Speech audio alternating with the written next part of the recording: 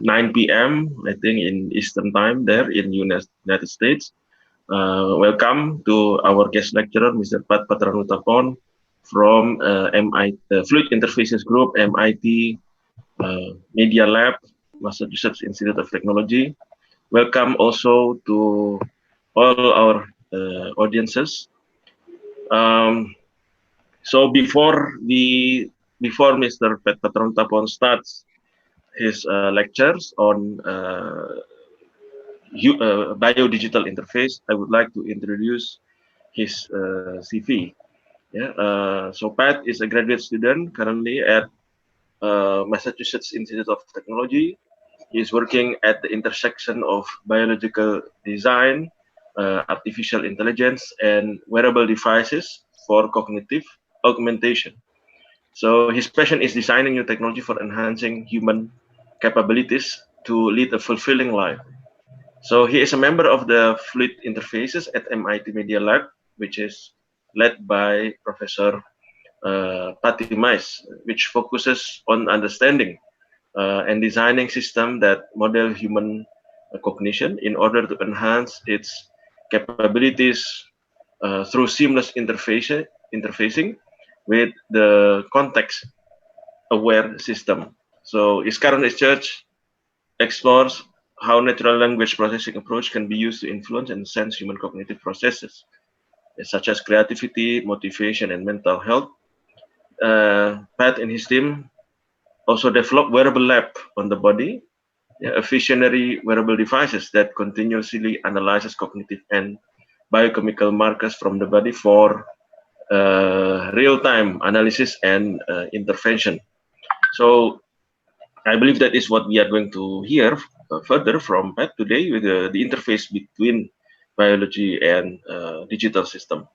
So he is a very highly creative individual with skills, and he has authored 15 publications in top journal and conferences, yeah, among others in IEEE, Royal Society of Chemistry. Also, he has given many presentation at TEDx and several other presentation. And prior to joining MIT Media Lab, he was also an undergraduate student at Arizona State University, where he graduated in 2014. I think he has a vast CV. If I read, maybe I will occupy too much time. So without further ado, I think I would like to Pat to give his presentation. I will stop sharing, and you Great. may start sharing your screen. Pat. Okay. 1 second. Let me do that. Yeah.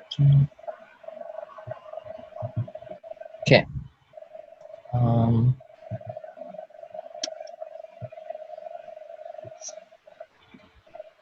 can you see my screen okay? Yes.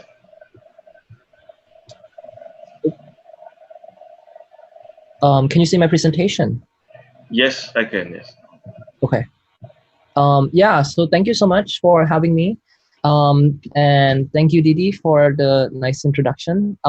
Today, I would like to talk to you and present my work in the theme of cyborg and human augmentation, and also sort of like explore this idea of future biodigital interface. And yeah, as Professor Dedy suggests, I'm a graduate researcher at the MIT Media Lab, Massachusetts Institute of Technology in the US. And yeah, if you have any questions, feel free to interrupt me at any time. So the work that I'm going to talk to you about today will kind of explore the intersection of like bio, digital, AI, wearables, especially on the human body, and thinking about how we as a human kind of evolve into the future with this technological enhancement. A little bit about myself. I am currently a graduate student at the MIT Media Lab, a place that is very special and interesting because we pride ourselves as being an anti-disciplinary research lab where we explore sort of like the emerging technology from bio to digital and so on. And there are many amazing projects that come out of the MIT Media Lab, that change the way that we think about our interaction with technology, from touchscreen in 1984 to wearable in 1993. And this technology may show out of the MIT Media Lab and become a very impactful technology. So As a kid, I'm always fascinated, by dinosaur. I'm sure many of you might also like dinosaur as well.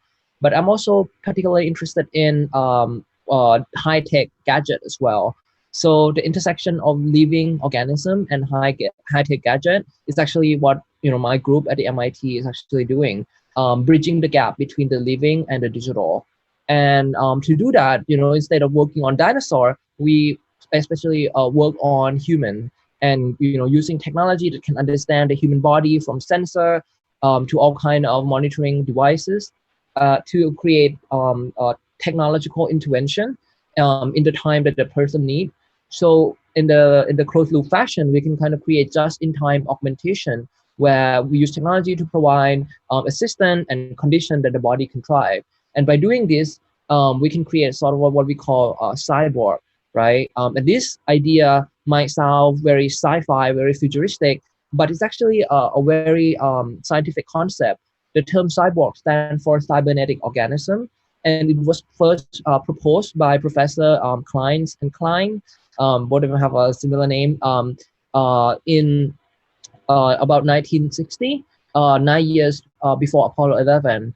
And this paper was really interesting because it's highlight the next step in human evolution, where the human body, the biological body of the human, will merge with the digital and technological capability, and allowing us to explore space and do things that we cannot do otherwise. And this concept of cyborg was actually based on another interesting concept called cybernetic. All right, the idea of system that can become self-aware and have a closed loop feedback that can understand the condition of the system and be able to update its state so that the system can kind of run effectively and continuously. And this idea of cyborg and cybernetic became sort of like the foundation for creating the first spacesuit, right? The first, one of the very first wearable technology that allow human to go explore space. So as I said, this crazy idea that might sound sci-fi or futuristic actually make an impact and allow us to do many impactful things that we take for granted today. As you see in this picture, the top row are the picture from the sci-fi movie Star Trek, right? And you can see the picture at the bottom, the real technology that we are using right now based on inspiration from science fiction. And the group that I'm at the Media Lab Fluid Interface, actually doing a lot of crazy and futuristic project. For example, creating a wearable projector that can project information anywhere, even on your hand, so that you can have a seamless interaction with digital technology. And that actually became the name of our group. People used to think that when we say fluid interface, mean we are working with water or liquid or fluid dynamic, but the word fluid actually stand for seamless or fluidly integrating the body and the digital technology together. And this seamless couple between human and machine actually give rise to many interesting idea. One of that is wearables, as I mentioned earlier. These are people in 1993 at the Media Lab, where they are from different groups that are exploring the intersection of digital technology and the human body. And some of the people you might recognize, Pat Sterner on the left was actually the founder of Google Glass project. So he carried his early wearable work at the MIT forward at Google and become sort of like the founder of that Google Glass project, and now also a professor at Georgia Tech. And looking forward, wearable technology in the first era focus on using technology to sort of give human the information in the time that we need them. However, as we know now that digital technology also have a negative consequence on our cognitive capabilities, right? Many times, too much information can also overwhelm us. So the new era of fluid interface explore what we call technology for cognitive enhancement. So not looking at just create technology that give us information, but how do we create this seamless technology that give us new capability from engineering dreams. That's one of the projects that we do, where we create technology that tap into our sleep state and be able to enhance and influence our dreams. And this is based on an ancient technology that Thomas Edison and Nikola Tesla were using to creating technology to support decision making, allow us to be more mindful, enhance communication, and so on. So this is the new era of what we call wearable technology for cognitive enhancement. Oops. And in my work particularly, I'm exploring this work into kind of sub medium. One we call human Homo cybernetic, inspired by the book by Yuval Harari, Homo Deus. We're thinking about, the future human enhanced by cybernetic or digital technology. Let me get rid of this uh, picture. Okay, cool. And the second area of research that I'm gonna be talking about is Homo symbioticus, where human in the future will sort of enhance the body not just with digital technology but also with bio-digital interface, and that's why we call it Homo symbioticus. Yeah, and the first area, Homo cyberneticus. As we enhance, digital technology, one of the, I think, most interesting technology out there right now is artificial intelligence, right? AI is becoming one of the new sort of like, people say that, data is the new oil, right? And what is this oil fueling is artificial intelligence, smart technology, and intelligent technology that allow us to sense and understand different kind of things. In our group at the Media Lab, we are interested in the idea that this AI system will have a cognitive or symbiotic relationship with a human, and allowing us to have AI as a second brain. And but in my research, have been kind of exploring this in different area. The first project looking at the way that we can use an AI system to kind of read the cognitive state by monitoring EEG or electroencephalogram of the human brain, and be able to use it to control auto machine. In this case, it's a 3D printer. This one is really interesting because we are looking at the way that human and computer interact with one another in the unconventional way, especially when we're eating. How do we connect what we are thinking with the thing we are eating, right? And this is an interesting area of research. This is based on a research called affective computing, where we are using an AI to tap into human emotion and be able to use this to understand the cognitive state of the person at the time using wearable EEG device. And to couple the affective computing, we are interested in the new modality of human-computer interaction. Normally, we interface with computer via visual, haptic, or audio feedback. What if in the future we can also taste the computation? And in this case, we are looking at the way that we can use, the signal from our brain to make personalized food. So instead of, making the decision of, what you want to eat, or, or like, trying to find a restaurant that you want, what if you can kind of think about the food and have the food appear in front of you? And this is like an interesting kind of vision that we were exploring. And to do that, we were using EEG headset that is connected with an artificial intelligence trained on emotional data set, where we can use this AI to be able to discern the current emotion of the person, and be able to sort of like control the 3D printer to print different kind of food, different shape, different portion, based on the cognitive state of the person. And as you see, these 3D printed food are very colorful and tasty as well. And the reason that we can do that, and also is that the advancement of AI allowing us to be able to sort of do a real time monitoring of the emotional state. And also, when we convert this signal into the food, we can do it in different way. We can create the food that are responsive to the level of cognitive state that you have. You can create a food that kind of allow the person to guess what emotion that they were having at the time. We call it interpretative food. Or we can kind of create a food that become the message, right? If you are sad in the morning, we can make a food that it becomes sort of like the message for you. So as you are eating it, you might find yourself sort of like reading this message and kind of be more cheerful after you read it.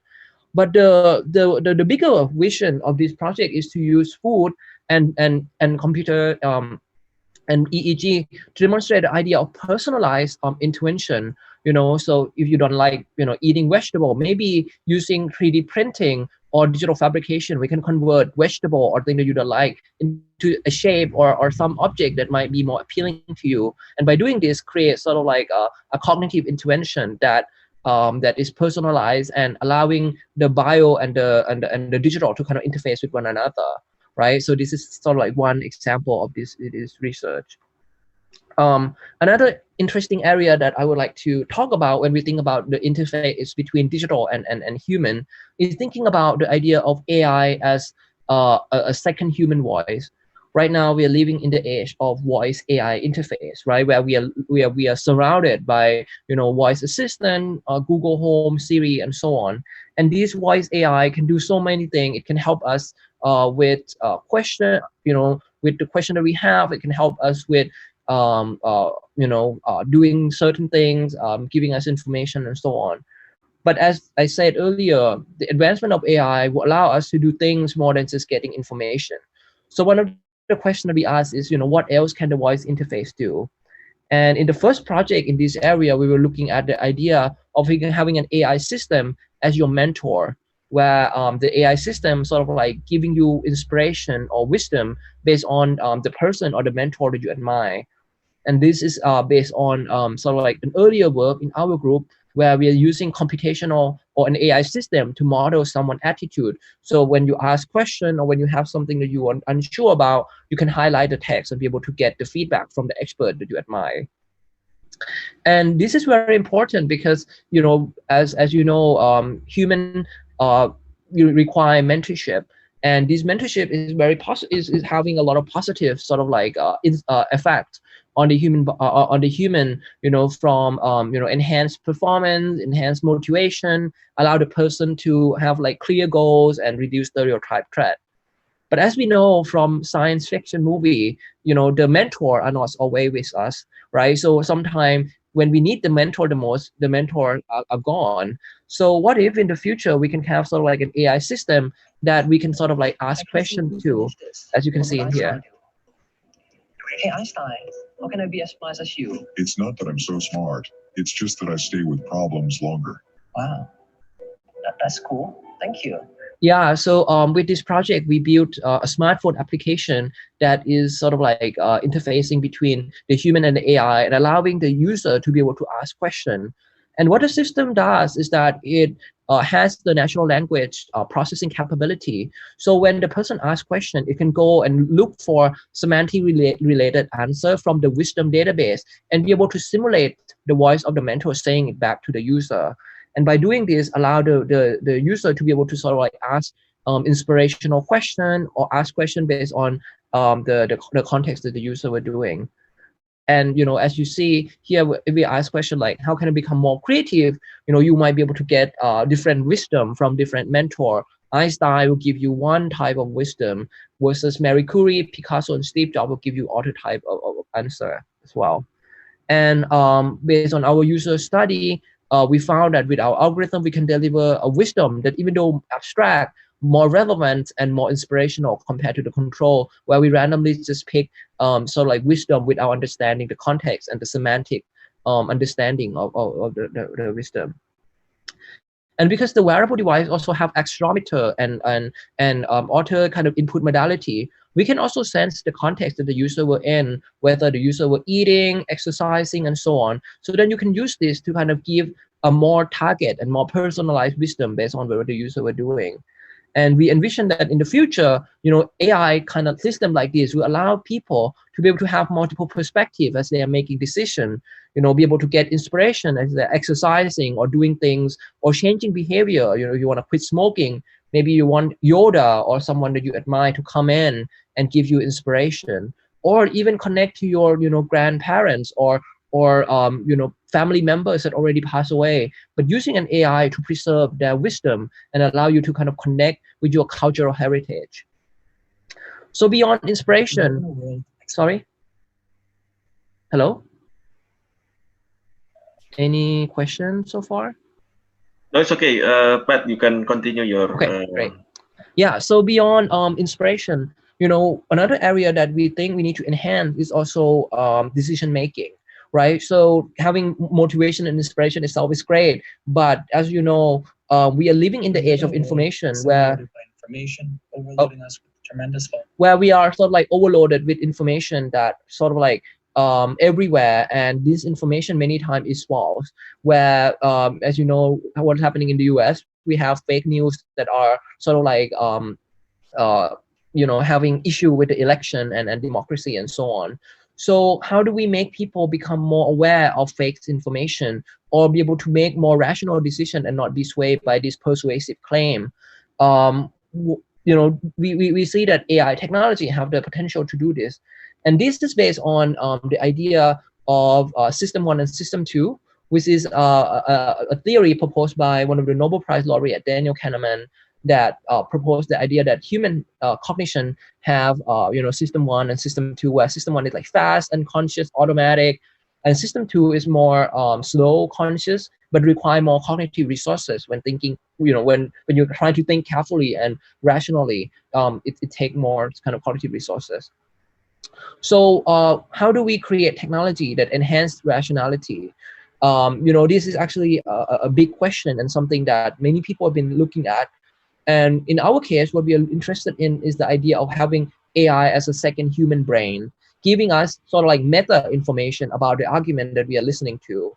And this project, we call it Wearable Reasoner, where we use an AI system that is trained on different kind of argument based on the data set that was actually developed by our collaborator at IBM, where they create a debater. This is based on IBM debater project, where the computer is like debating against human, but instead of having sort of like human versus machine scenario, we have human and machine kind of like coming together.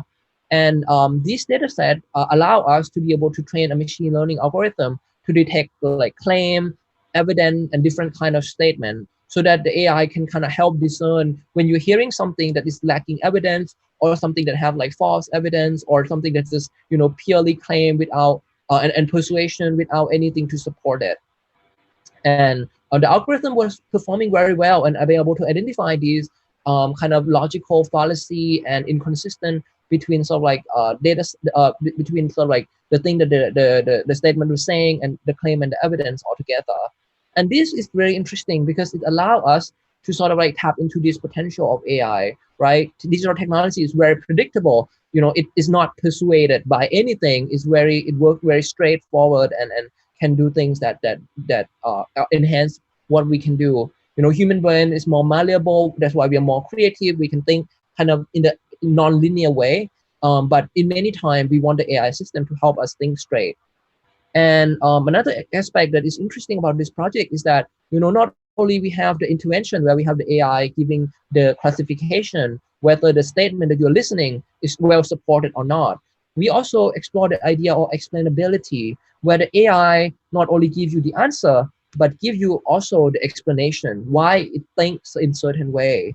And this is very important when we think about the human AI symbiosis, where we want the AI to not, blindly give the answer to the human and have the human blindly follow whatever the AI do, right? Because that's very dangerous. What we want to do instead is having the AI be able to give the reason, so that the human can decide on themselves or for themselves whether they want to trust the AI system or not. And from the experiment that we did, where we have the human kind of make the decision with the AI as assistant, where we give some, statement where that is like completely nonsense, and the user need to decide whether that he or she trusts it or not, or agree to support that statement or not. And sometimes we also, by randomly, we also give them a statement that is well supported. And we want to see if people can make decision and can make distinction between these two sort of like category. And what we found very interestingly is that, in the control where the human was just making decision alone with the AI turned off, people cannot really discern whether things is without evidence or with evidence. Like they cannot, decide whether thing is reasonable or not. They agree 50-50 on some statement that makes sense and some that doesn't make sense. But with the AI intervention as the second brain helping with the decision making, we found that we can significantly enhance the user sort of like agreement on reasonableness and many factor on the statement that is reasonable. So enhance the ability to discern between statement that is reasonable and non-reasonable. And this is particularly important because, we only see the effect in the explainable AI system, where the AI is giving the user sort of like not just the decision, but also the explanation as well. And we see this in terms of agreement and also the willingness to donate to the argument. And this is really important because as we are moving in the era of human and human AI symbiosis, our research, oh, my computer is like, um, our research is showing that human AI decision, require, not just the feedback from the AI, but also an engineering of the interaction. So not just having the AI giving the answer, but also the explanation. And we call this a cognitive symbiosis, where two cognitive states are working together. And thus you need to have a way that these two systems can kind of give feedback to one another.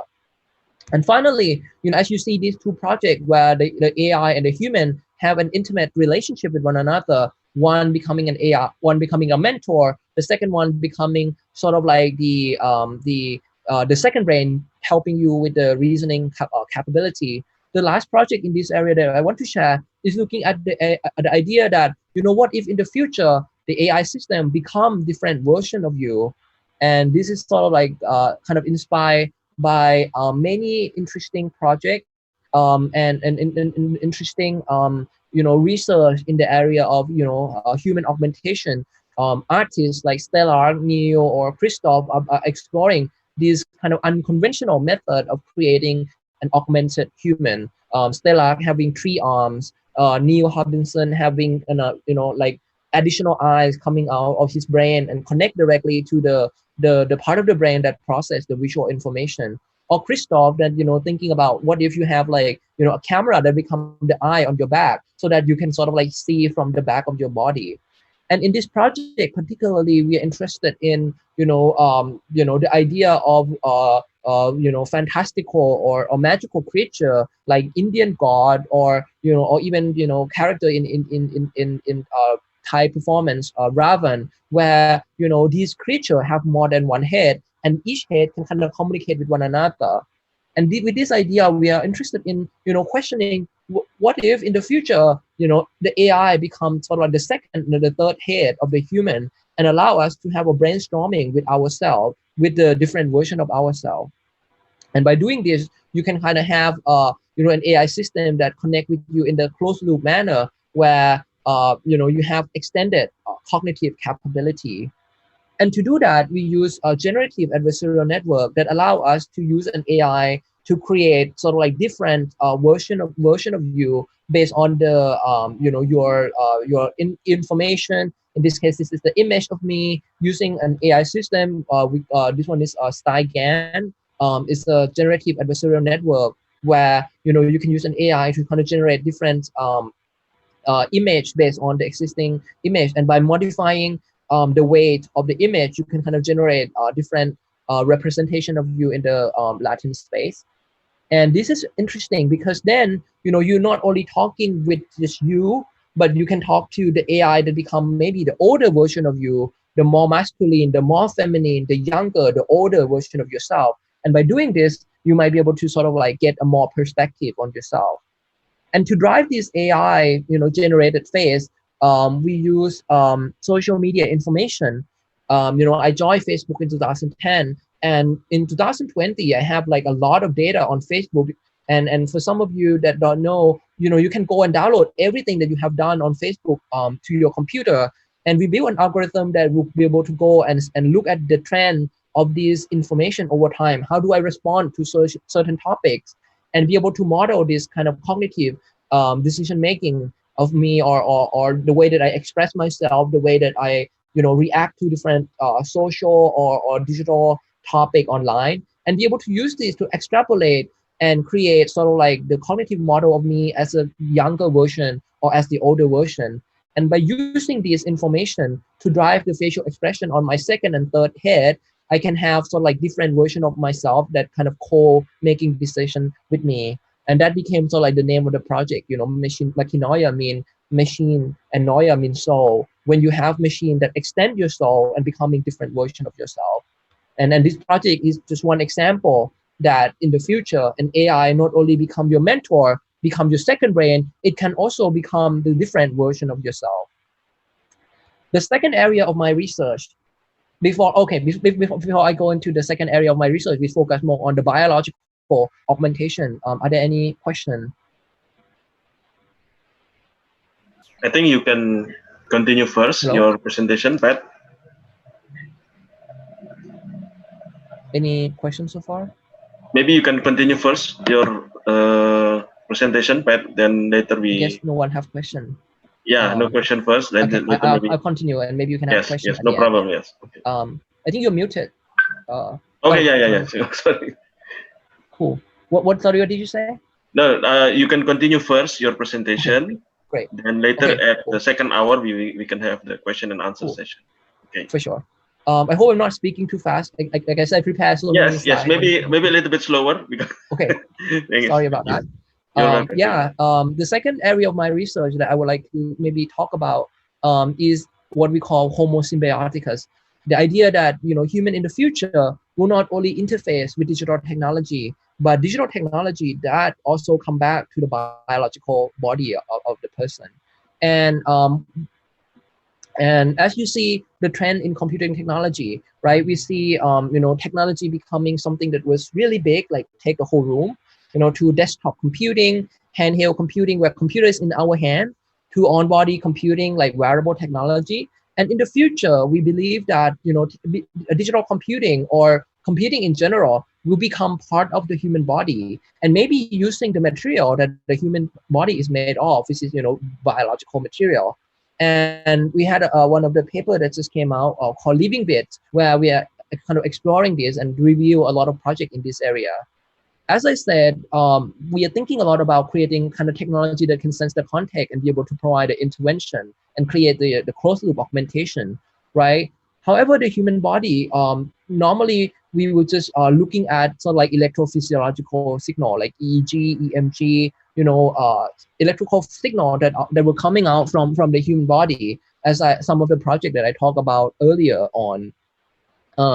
But what is I think is much more exciting, and Professor Dedy also have research in this area as well, is thinking about what if in the future we can tap into the biochemical signal, and these can be hormones, electrolytes, DNA, protein, gene expression, and so on.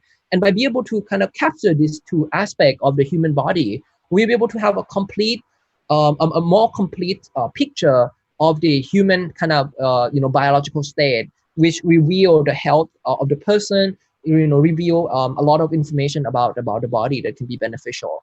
So using biochemical signals, we can create sort of like a sensing modality and also the intervention system that can kind of learn from one another and be able to kind of create this closed loop augmentation based on the biochemical signal. And again, going back to the idea of cybernetic system, where this system will be able to regulate itself and keep the system kind of running in a continuous manner. And to talk about this, I would like to maybe highlight two projects that I'm kind of part of and working on. One would be focusing on the sensing, and this, as Professor Dedy was talking about, is looking at the idea of what if in the future we can take the process that we done in the lab, where we look at biomarkers and especially biochemical markers like things in the blood, saliva, sweat, and be able to take the process that we usually done in the lab and put it on the human body. Many of the research in this area already explore this sort of like intersection between biochemical sensor and wearable computing. However, most of them are focusing on sort of like non-continuous monitoring. Is either a patch or something that you wear that can do a one-time readout of the sense of the thing that you are interested in, or most of them are non-customizable, which means that if you have a patch for monitoring glucose and you want to monitor sodium or other thing, you need to put these two patches together. There is no universal platform that you can kind of do a plug and play biosensor into the system. And finally, most of them looking at sweat or blood that is hard to do kind of continuous monitoring of. And people like me in Boston, we don't have sweat all the time. We only sweat when we go outside in the sun. But because in Boston it's mostly cold, these biomarkers are not always sort of like available for us. And I think the most important challenge is how do you address the regeneration of the sensor, right? Because if you want to have a wearable device, you want to be able to kind of monitor the person for the continuation manner, not just monitoring, not just do one-time monitoring, which can be done by just portable device or just going to the lab. The impact or the benefit of wearable devices is that you can have something on the person's body for the long period of time, and then you can keep track of what's going on and notify the user when there's a signal that signifies sickness or that there is a problem with the body, right? So this project that we are working on is sort of like exploring this idea of taking the process done in the wet lab and put it on the human body. And that's why we call it a wearable lab on body. It's the project that we work with the support from NASA and Trish. So kind of looking at the space, the use case, how do we create a wearable device that allow astronauts to have access to the biomarkers information, and also have sort of like a lab quality testing done on the human body. And this is what the device look like right now. It's a little bit big, but you know, as Professor Dedy says, it's a visionary project. And what the system does is it have the mechanical part that do a continuous sampling of the saliva, the biofluid that have been used for all kind of diseases monitoring and biomarker sensing. And we take the saliva out using this mechanical process, sort of like a carousel that sort of like move the saliva around and take the saliva outside of the mouth and put it on a colorimetric sensor. However, these colorimetric sensors are not reversible. Most of the biomarkers sensor that we have are non-reversible. So we have another mechanical system that's sort of like rotating the paperweight sensor around, so we can switch between different sensors that we are reading and also be able to renew the sensor. So getting a new sort of like readout every time that we do the sampling. And the device will sort of send the information over to the phone via Bluetooth and allow us to do more kind of computation on that. And as you said, as I said earlier, there are multiple sensors that have been developed for kind of biomarkers, and these are mostly non-reversible. And we can kind of take advantage of any of these and integrate it in our sensor platform.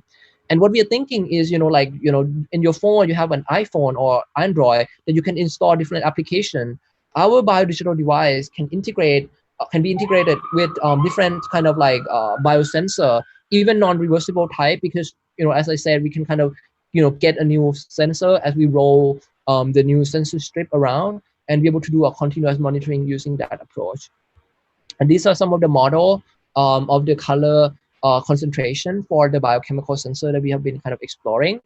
And you can also couple this biochemical signal with the accelerometer, which is a digital signal from the human body, right? When you move or when you kind of move your mouth in certain way, like you're speaking, drinking, chewing, you can use this information to also contextualize if you see sort of like a spike in glucose or other biomarkers, and you know that, oh, the person is actually drinking something, you might kind of make an hypothesis that spike may not actually come from the body, but actually something that the person just consumed. So by doing this, you can also looking at the biomarkers kind of inward from the body, but also looking at the input that the person is putting in, like the food, the medicine, and so on as well. And we are hoping to kind of make this thing kind of much more compact, making it much smaller, and be able to do kind of more user study on this project. The second project that I would like to kind of mention about is like looking at taking the information from the sensing modality and use it to create intervention. So, the biological intervention or biochemical sort of like system might sound a little bit like sci-fi, like something that come out of movie, but it's actually something that we do every day, right? When we drink coffee, that's when we take biomolecule that we cannot produce by the body. Like caffeine is not something native to the human body, but can act as a neurostimulation, right? When we drink caffeine, we kind of become more awake. So if you think about this, we take all kind of biochemical intervention all the time, from caffeine to serotonin that help us sleep better, or even medicine, right? These are compounds that cannot be produced biologically. These are compounds that cannot be biologically produced from the human body or produced in the concentration that is not enough for the function that we need them for. So what if in the future, instead of taking this medicine or compound that can lead to overdosing and unoptimized and non-personalized, What if we can have wearable device that becomes sort of like a programmable organ that can be programmed to produce all kind of compound based on, you know, the input coming from the sensor or based on the user input. And that's sort of like the intervention part of the project that I would like to explore.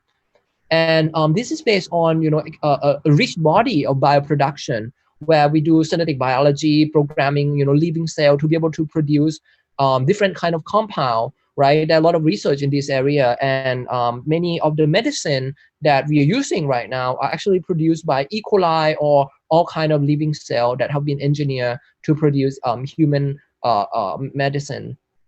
One of the interesting kind of result that just came out is, you know, using the genetic pathway to produce sort of like you know, cannabinoid compound that is now used for treating depression and many kind of medical condition. The second area that this work is kind of touching with is the idea of on-body biological interface. So how do we grow, you know, living cell or, you know, biological system on the human body? There's also a rich area of research in this category as well. Some of them are from, you know, MIT, where they're creating a wearable microfluidic device that can grow living cell inside of them. And finally, I think the most exciting part of this research is to think about the idea of biodigital communication.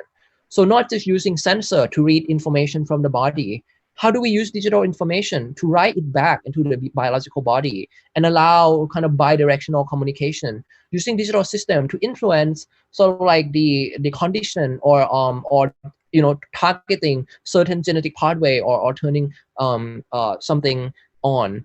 And by intersecting bioproduction, on-body interface, and biodigital communication, we have a very interesting spot where we can think about how do we create a wearable programmable organ that we can communicate with via digital interface and be able to use it to produce something impactful for the human body. And this is also a project that we are kind of in the progress right now. We are working on wearable biosynthesis reactor.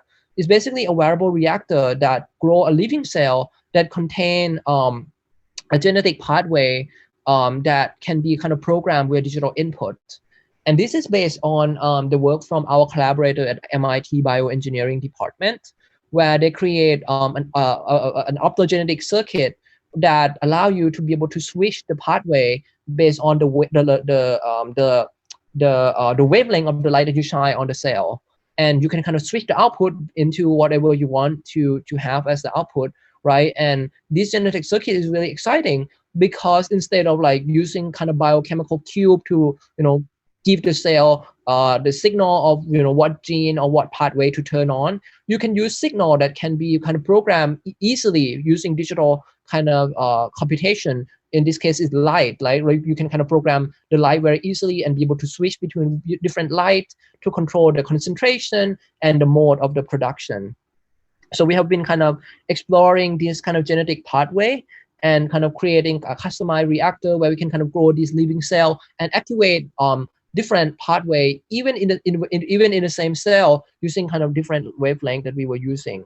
And this is like pushing the boundary of synthetic biology into what we call biodigital interface.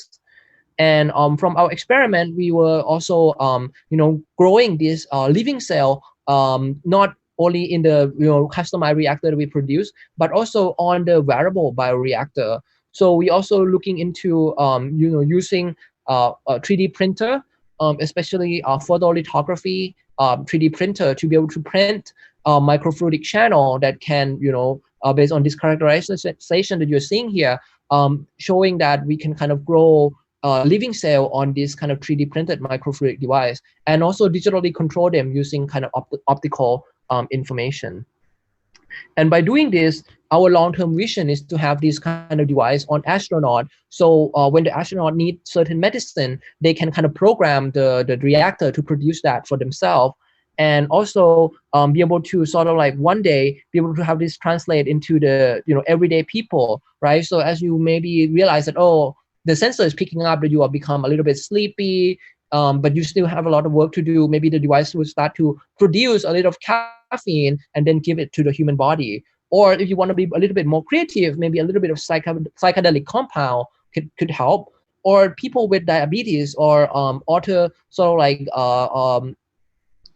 medical condition can also have these programmable organ produce the compound that they have.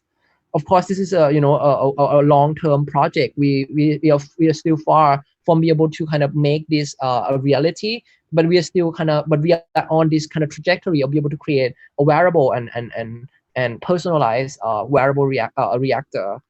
And the long-term vision is not just to have the production, right? We want to be able to couple this with the sensor technology so that the sensor can pick up the signal from the body and can influence the organ that is sort of like making artificial compound. And by doing this, learning how do we keep the person in an optimized and healthy condition. And by doing this, we need to connect the sensor, the production, the administration, all together to create the true closed loop, personalized health enhancement. And in the future, far, far away, beyond astronaut, as I said, we will one day be able to have this as well. And these are some of the contribution of this work. Is still, even though we have the prototype, we have done a lot of characterization, we have some paper published, it's still far from being perfect. But this is the spirit of MIT, the spirit of the Media Lab to do things very futuristic and, think ahead 10 or 20 years and be able to kind of, implement something that will be the first prototype of its kind as we move forward in the future. This work also require, a lot of ethical consideration. You can control the metabolism, you can grow living cell in a human body and produce new kind of compound. We need to think a lot about the ethical consequence and how do we sort of like making sure that you are not being controlled by the government or third party that you don't want to control, because this is giving, the most so like pervasive access to the technology to engineer your metabolism at the biological and genetic level, which is can be also scary, but also have a lot of promise for the future of personalized medicine as well. And these are my team behind this project. And we still looking for collaborator, Professor Dedy, and I also have grant proposal that we submit earlier together, and we hope to do more collaboration as well. Yeah, and this project that I present, sort of represent our vision of Homo symbioticus, where human and biotechnology will merge and allow us to do more in terms of sensing and also intervention. And also Homo cyberneticus, where human intelligence and artificial intelligence will kind of, helping one another, allowing us to thrive and, live a fulfilling life, and even allowing us to have, motivation, inspiration, and beyond. This is sort of like the next step, of human evolution. Like what I said earlier, the idea of becoming a cyborg, cybernetic organism, an organism that is augmented by digital and biological technology. Even though this technology might sound crazy or futuristic, but as we know, many of the sci-fi fiction, science fiction technology like communication, touchscreen, wearable technology, all of these, come to life because they demonstrate a vision that is very powerful and could be beneficial to humankind. So as we look into the future of computing and wearable technology, I believe that the trend of computing becoming more and more closer to the body, and not just digital computation, right? Biological computation as well, will opening up new possibility and also a new interesting area of research for the future. Project like Google Glass, that right now sort of like become the classic example of wearable technology that, opening up the whole space of wearable computing, was born in 1993 at the Media Lab at MIT, right? Crazy project right, like this, opening up new possibility and all kind of exciting idea. So I would like to end with this kind of quote saying the best way to predict the future is to invent it. This is by Alan Kay, one of the pioneer in computer science. And I really believe that, we need to think about big, crazy idea and, at a time make prototype that demonstrate that vision. And in the future, we will see, project like the Media Lab become something that, is impactful and touching so many lives. And yeah, I think that's sort of like the thing that would be sort of like my take-home message for this presentation is to think big and do the crazy project, and one day it will make an impact. And with that, I would like to end my presentation with a cyborg dinosaur as I love so much. So yeah, thank you so much. Thank you very much. Thank you very much, Pat, for your compact and interesting presentation. I think compact but very dense presentation. I hope it's okay. So I would like to open now the meeting room for discussions. The audiences are welcome to either you can raise your hand. Yeah, in the participant window, I can see if you are raising your hand, and then you can speak your question directly to Pat. Yeah, what question you have in your mind. Otherwise, if you are shy, you may also write in the group chat. Okay, you may write in the group chat your questions or comments. Yeah, and also our audiences in YouTube, you are welcome to ask questions. Uh, if you want to ask anything related to the presentation.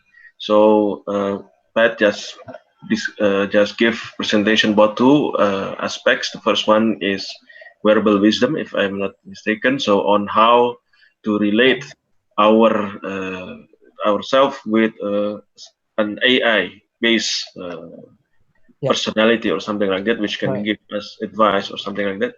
And second part is on the biological interface, yeah, with the second with wearable microfluidics or wearable biosensor or wearable bioreactor attached to us that can enhance our context-based experience.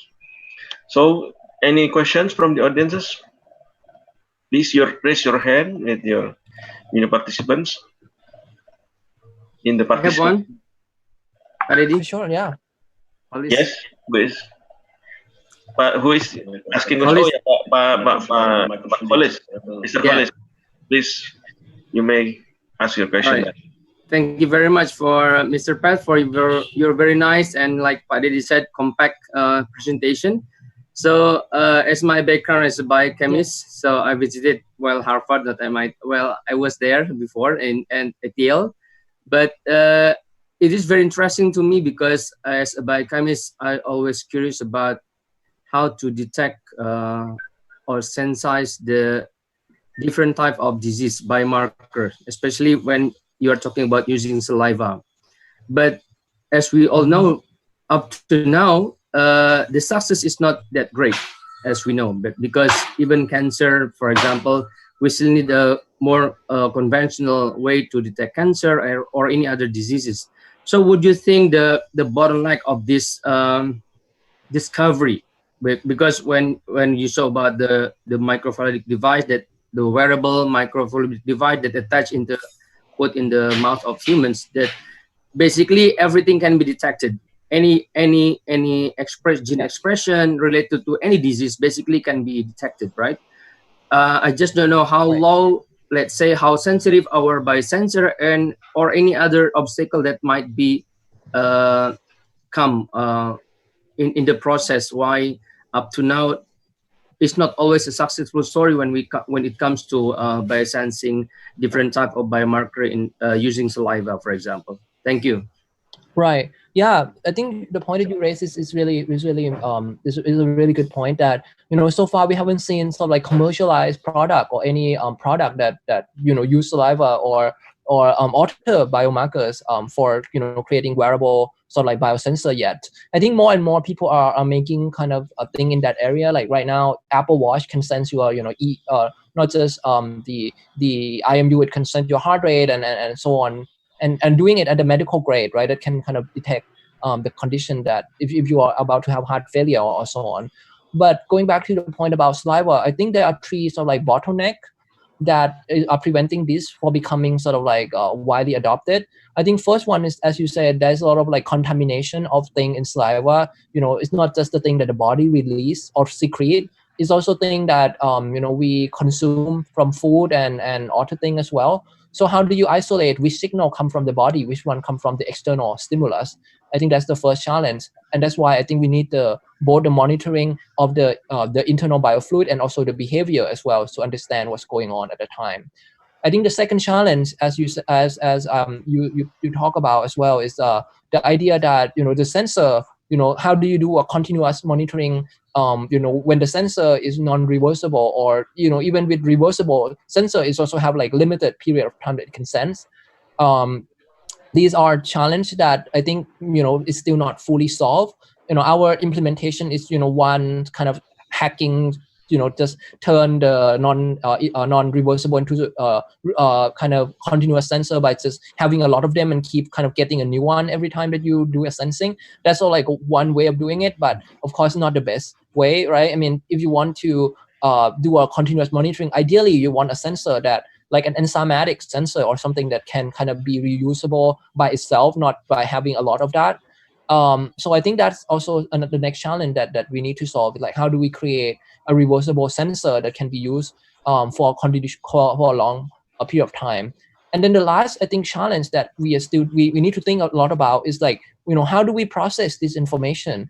Knowing, if you have like a high spike of sodium at what time of the day doesn't give you any insight, right? So maybe a little bit, but you need to be able to sort of like stitch together information from different sensor, from different in stream of information, not just the biochemical, but also digital information like behavior, social media information, big data, and all these things together. And I think that then you will start to see what correlate with what. And I think up to this point, medical field is kind of is catching up on the big data sort of like movement. We are seeing more and more AI used in like diagnosis, pre-screening, and so on. But I think biosensor is still haven't been kind of haven't reached its full potential yet. Yeah, so I think these are the three challenges as I see in this area. Yeah. Okay, thank you very much, Pat. Thank you, I Dedy. hope it answered your question. Yeah. Sure. Yeah. Okay, thank We'll you. be in touch, hopefully. Yes. Thank you, Dr. Khalis, for your questions. We have second questions from, this is from my friend, Miss Lydia Kidarsa from Biotechnik Bandung. She has been working, developing like a kind of prosthesis for children with disability. So this, I'm reading her comments and question now. This is so amazing, Pat. There are children with rare disease like SMA, spinal muscular atrophy, who, because of genetic deletion, are unable to produce enough SMN protein and lack of it, causing weakness and even sometimes paralysis. Well, not sometimes, many times also paralysis. Yeah, they cannot move because they have very weak muscles. They cannot control their muscles. What do you think of the possibility of intervention for this kind of disabled children? Yeah, so I think if you're talking about protein, right? I mean, I'm not the expert in this disease condition, and you probably know more than me. But I think that if you're thinking about like protein-based intervention, right on top of my head, one thing that people are trying to do, right, is to use CRISPR to maybe like genetic engineer, the gene to make that gene, become like normal so that they can produce that thing biologically inside the body. But of course, the challenge of the baby that's already born is that you need to infect all the cell. You need to deliver CRISPR to all the cell, right, so that all the cell can produce this protein. Normally, people do kind of like embryonic engineering, because at that point, you have fewer cell to target, and you can have, as the cell grow, all the cell will carry all the genes that you modify, right? So I think one possibility of doing this is using sort of like virus to deliver CRISPR to like and have it spread throughout the body. These things still require, I think, many years of clinical trial before it's become possible. However, I think that another approach that like what I was proposing is using kind of wearable bioreactor, right? So, but there's also a lot of challenges that come with this as well. But you could also think about having sort of like a prosthesis that produce this protein on behalf of the children and keep feeding it to the body, right? So that could be another possibility. But the challenge of that would be like, if this protein need to go into specific part of the body, or it need to go into the specific structure of the cell, or something like that, then you need to think a little bit more about the delivery method. Right now, for the wearable bioreactor project, we are focused purely on the synthesis part. a lot of people have been working on delivery, like, insulin pump and so on. So we are not focusing on that right now, but I think this could be sort of like a possibility for the future. Yeah. What about the like a mechanical assistance, like biomechanical? Yes. Is it possible with how to make it I combined think with that's that I think that definitely is the possibility, and I think that I think is something that can be kind of deployed right now, right? I think that's more kind of immediate goal where we can build physical prosthesis Okay. to help these children. I think this important work. I'm really thankful that she's working on it. I think it's important. Yeah. Thank you, Pat, and thank you, Ms. Lydia, for the question. Next question is from Ivan S. Hello, Pat. Excellent presentation. I have a question. On the wearable technology that you said can be used to advise us against an idea that we are skeptical of, how can we ensure to trust that the device's warning is accurate and objective? Right. Let's say that if the device is finally become reality and commercialized, and there are several companies producing it, and they might be offering different views, don't they? Right. Thank you in advance, Lisa. Yeah, that's a really important point. I think when we think about this, AI kind of cognitive assistant, one thing that we need to think a lot about is the transparency of the technology, right? We need to understand what information go into the system, what kind of algorithm was deployed, and what kind of outcome is being delivered. I think one thing that we can do to ensure that these algorithms are working well is to have it be able to explain itself. Like if it gives you one recommendation, it should be able to give you like, okay, what data is it based on? Why is it giving you this information? And more people are thinking about explainable AI is become a subfield within the AI itself. The idea that we need to engineer an AI system as such, it can explain itself. Of course, this is not like the only solution. There are a lot of research in this area of how do you make an AI not a black box, but an open box that you can go in and see how it works, right? Like when you buy a car, we have some trust that this car is not going to crash automatically, right? We have some trust that this car is going to be able to kind of, drive very safely and so on. So another thing that will need to be in place is sort of like a standard, like for the car, the car that is produced need to get past many standard that it will be able to be safe on the street and so on. So in the future, we might have like a certificate for an AI system that have been tested, that are not biased, are not giving you falsified information, are not malicious. And yeah, I think these two things together will kind of ensure, or at least will be the first step to making sure that we have like a good AI system that will truly help us. And of course, there would always be an abusive, use of this technology. But there will be more and more technological kind of intervention, or more and more advanced technique that we can use to kind of ensure this. Yeah. Okay, I hope that answers Mr. Evan's questions regarding the possible conflicting advices from different companies. Yeah. Okay, we go to next questions by Mr. Indra Gunawan. Yeah, his question was about maybe you have some consideration or advices whether we can use the saliva-based biosensor that you have presented for the COVID-19 detection. For example, using the RGB sensor, of course. Yeah, actually, there is right now I think there is an FDA approved test kit that are using saliva to test for COVID. Of course, I think this could be used for COVID as well, based on what sensor you put in, right? If you have like a COVID sensor, definitely. And I think what is really interesting about COVID right now, is that it's multidimensional. It's not that just the biosensor. It's also like how do you ensure that people have like good mental health and pre-screening and the process of diagnosis and everything. I think when we think about COVID, because I think this question is interesting, I want to kind of elaborate a little bit. We need to think beyond just the sensor.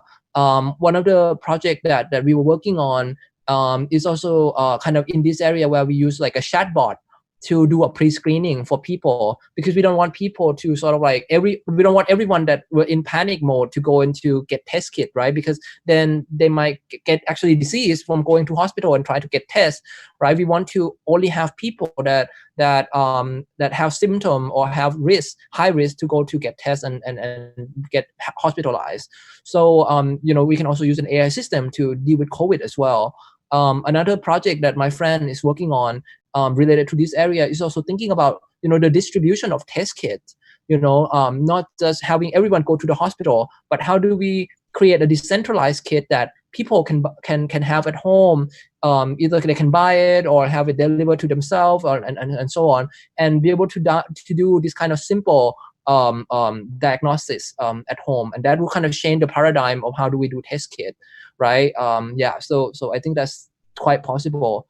And not just saliva, I think other biomarkers as well. I think we should also, not just look at the conventional biomarkers and biofluid, but also think about other things that can be built into everyday object. Like, if we can monitor it from like urine, I think that would also be really interesting, right? Because we pee all the time, and if we can have that, have like a smart toilet that detect like, oh, this person has COVID or that person doesn't have it, would be really cool. Yeah. Okay, thank you, Pat, and I hope Mr. Indra Gunawan is quite satisfied with the answer. Okay, we go to the next questions by Dr. Prihartini Widianti from University Airlangga in Surabaya, East Java, Indonesia. So her question was, first, she complimented your presentation. That was an extraordinary presentation. What are the possible challenges to create the biodigital interfaces on the viral behavior or other microorganism which has highly generated mutation? For example, related to COVID-19, which has very high mutation capability, the virus, the SARS-CoV-2 virus. What are the certain requirements to create the biodigital interfaces related with all characteristics of the biological agent, the microorganism and the signal? So I think she meant that what if you try to implement the microorganism, and some of those microorganisms maybe mutates quite frequently, or what do you think about that? Yeah, this is a really good question. I mean, if you deal with biological system, I mean, there's one phrase from Jurassic Park that I really love, is that life will find a way, right? It will try to escape your condition, your system, and by mutation, by fighting back, and so on. And that's why we have mutation and disease, like new emerging disease, right? It's a new mutation of the old disease and virus. So one thing that can be done in this area is, like when we do like bioreactor, for example, we prevent other sort of like species of bacteria or microbe that might come in and interfere our culture by having sort of like antibiotic kind of selection, right? Where we have this in the cell and we engineer the circuit in the sense that if the cell take up our circuit, it will always, in that sense, that it will always survive in the bioreactor. So and prevent other living cell to be able to kind of sneak in. That doesn't prevent the mutation of the system of the cell, right? It only prevents other non kind of expected organism to just come into the condition. I think that if you want to like really stop the mutation, there's research in the area of synthetic minimal cell, where you rebuild cell from scratch using part that you synthesize chemically and kind of put together to create kind of simple metabolism. And by doing this, you can kind of remove the process that induce mutation. And by doing this, you can kind of basically having a living, a non-living biological system, right? That have all the metabolism, all the genetic capability, all the living capability of the cell. Another approach that people have been doing is also using sort of like freeze dry approach, where you freeze dry the cell, right? Having the cell be dead, but the cellular machinery, like the thing that do the translation, transcription and everything is still there, but the cell is not reproducing. So it only do the biological task that you give it or engineer it to do. And these two approaches, I think, could be kind of the answer to how do you prevent like the living organism in the biodigital interface to sort of like have behavior that you did not expect it, and so on. Yeah, I think because this is very visionary approach, yeah. So maybe we don't have all the answers right at the moment, but yeah, I think Pat has described many of the strategies that can be used to control the microorganism. So I hope Dr. Yanti is satisfied with the answer. Yeah. Okay. Next question is from Mr. Aris Hartono. By the way, you can also, audience, you can also raise your hands if you would like to express your questions directly, orally, verbally. Yeah. Sure. Okay. Yeah. Next question is from Mr. Aris Hartono. He said, okay, thanks for the great presentation. There are two questions. Number one, have there any specific indicators being developed or implemented by MIT Media Lab to address the explainable AI Yeah. issue? Yeah. Then, Yeah. okay, Should you I may answer? Okay. answer the first question Yeah. first. Yeah. So so a lot of research has been done in the area of explainable AI. Is, as I said, it's one of the hot topic in AI right now because it's opening up the black box of artificial intelligence. Right, we don't know how it works. Now we start to understand a little bit of how this system derive or arrive at the decision. So a lot of research have been done in this area, and I'm not sure what you mean by the indicators, but there are different type of explanation that people have developed. Right, some that is like correlation. You want to correlate what is the data that influence the decision, and you can create a ranking. Like, okay, if I have an AI that diagnose whether the person have cancer or not, and if it say that this person has cancer, it can rank like, okay, it's because of this part of the data, or it's because of these characteristic of the data that lead to this decision. So then the doctor can understand a little bit better why the AI make that decision. Not just having a complete black box like, oh, the person has cancer and no explanation, and the AI just say, oh, I believe this person has cancer. Now the AI can explain by highlighting the data that is the indication of that. And they can also kind of give the confidence as well, saying that, oh, this image, if you have like the X-ray result, and this part of the area is actually the indicator of the cancer, it can say with like 50% confident or like 80 or whatever, and that would kind of give the a little bit of kind of meta information to the person working with the AI system. Another thing that I think is also really interesting is that not only this kind of going back to what evidence or what information was the AI used for giving the explanation, the AI can also sort of start doing sort of like generating different level of explanation as well. For example, we kind of explain to the expert, it can give you maybe like a full, one page explanation and highlighting all the thing that went through the process. But the AI could also personalize that to, like, for example, it explain to the patient, right? It may not want to explain everything because the patient will be overwhelmed and might not be actually good for the patient because of the, it might scare the patient away and make the treatment worse.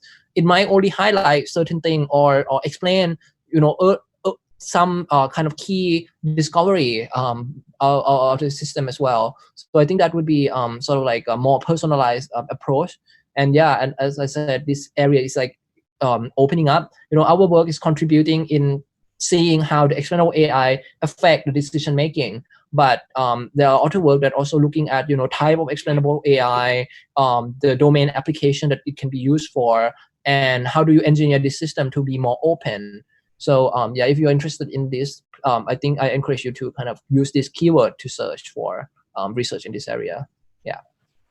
Okay, thank you, Pat. Then the second questions from the same participant, Mr. Aris Hartono.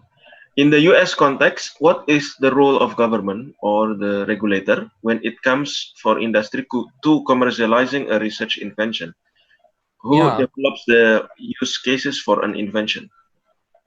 Yeah, so here at MIT, I think there's especially at the MIT Media Lab, we have a very interesting kind of model between the academic lab and the industry, where we have this model called membership model, where in the Media Lab, we have about 90 companies that are part of the Media Lab. And these companies sort of like pay a subscription fee to have access to the invention and the crazy new idea that the Media Lab is exploring.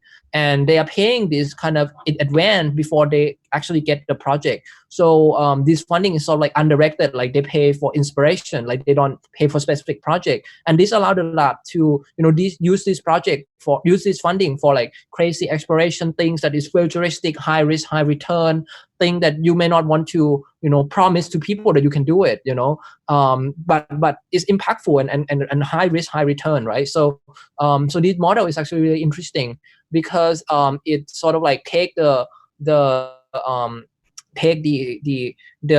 power that the industry have on academic away by saying that you need to pay for us to do kind of futuristic exploration. And as you can see in the history, right, the Media Lab have produced many powerful technology that changed industry and changed the world.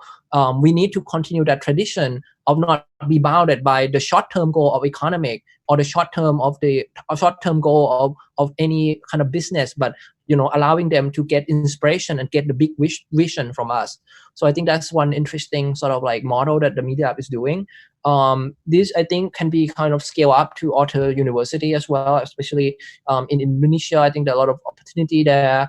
And MIT Indonesia also had a collaboration, a grant that we were applying for as well. So that's also really interesting.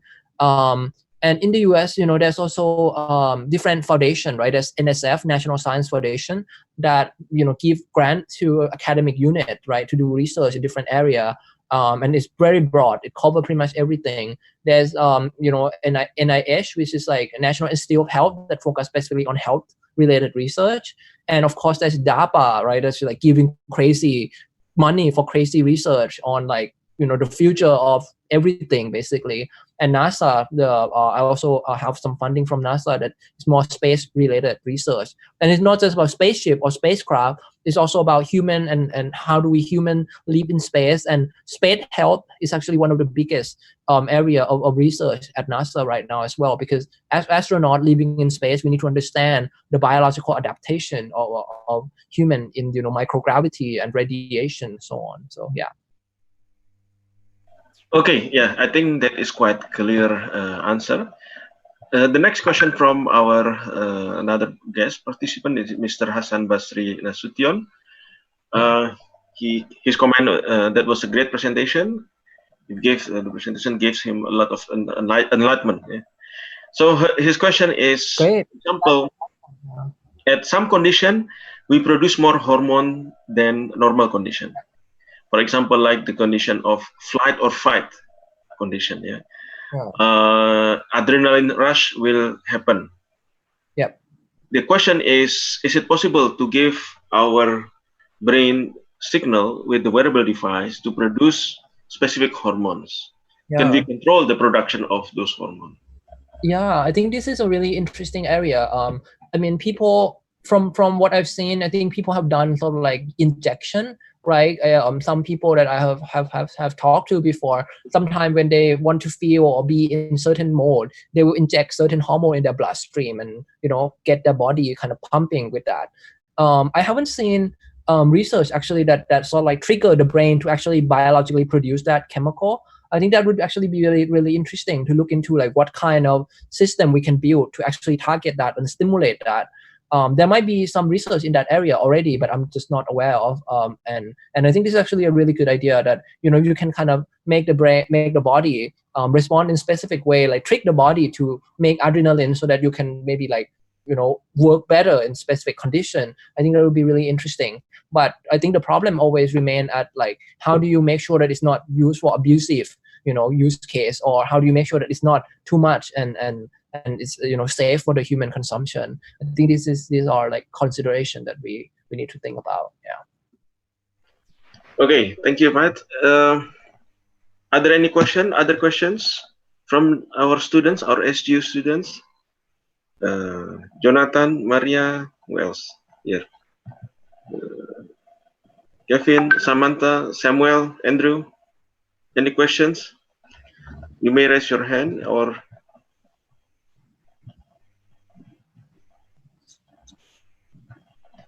maybe from other guests, you are welcome to ask questions.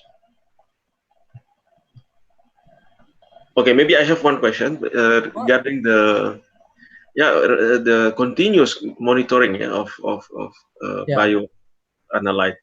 So far, for me, from my understanding, from my experience, it is possible for enzyme-based Yeah. detection, Enzymatic. Yes. but enzyme-based detection is quite limited. It depends on the availability of certain enzyme to detect certain substrate that correspond to that enzyme. What is more universal is binding Yeah. biomolecule like antibody or like that. Yeah. So, but antibody antigen binding usually is not that reversible. Yeah. So, how far that your group has gone into this issue? I mean, what kind of techniques are there now in the world that can be used to make a reusable or reversible, let's say, Right. Yeah. reaction? Yeah. Of course. So this question is really good. Really great. I mean, it's the question that I think everyone in biosensor are asking. Yeah. Our group are not focusing on sort of like building this sensor ourselves. We sort of like be the one that use it to do interesting sort of like application. The background of our group is actually coming out of AI group. We were an AI group that focused on AI and human interaction and expanding because AI is taking feedback from all kind of things, right? From food, from biosensor, from biomarkers. So we usually collaborate with other people that are working in this area. And recently I saw one project that I think is really interesting from Caltech, where they start to kind of merge the immunoassay kind of sensing with sort of like new approach in electrochemical sensing, which I think has been around, but they have some kind of new twist on it that make it last longer and be able to do even though not reversible, it can last for like couple days or couple weeks, so that allow you to maybe you eventually need to change it, but maybe in a longer period of time. And I think that kind of might be a way, like slowing down the reaction but not make it completely sort of like reversible, I guess. Yeah. Okay, so still a challenge, yeah. A big challenge. I saw the paper, right? In Nature, it said that the reversible is still the biggest issue. Yeah. Okay, understood. So, Another interesting idea that I think could be interesting as well is like, if you think about the body, right? We produce, our body can sense the information all the time, and it's not that we have like reversible mechanism. I think our body kind of generate new antibody, right? So we can kind of continue to buy, and we have new disease and so on. We have like new kind of immune system being developed, right, to respond to new virus that you are getting. So maybe another approach is, how do you create a system that can generate this new antibody? Yes. Yeah. So like not making it reversible, but regenerative. Yeah. Interesting, because in most of the influenza virus antibody, they do not have long-term memory. Yeah. That's one of the problem why we don't have a vaccine of influenza, even for common influenza or cold virus. Let alone for the new SARS-CoV-2 virus. We don't know yet whether we will succeed in developing vaccine that can work for long-term time. Because first, of course, the mutation. Number two is how the antibody will remember the memory of the structure. Because antibody production is kind of like has its own intelligence in our immune system. Will be an interesting topic actually to explore. Okay, are there any other questions? Are there any comment from YouTube? From YouTube so far, no significant comment. Yeah, mostly okay. No problem. No questions so far related to your subject.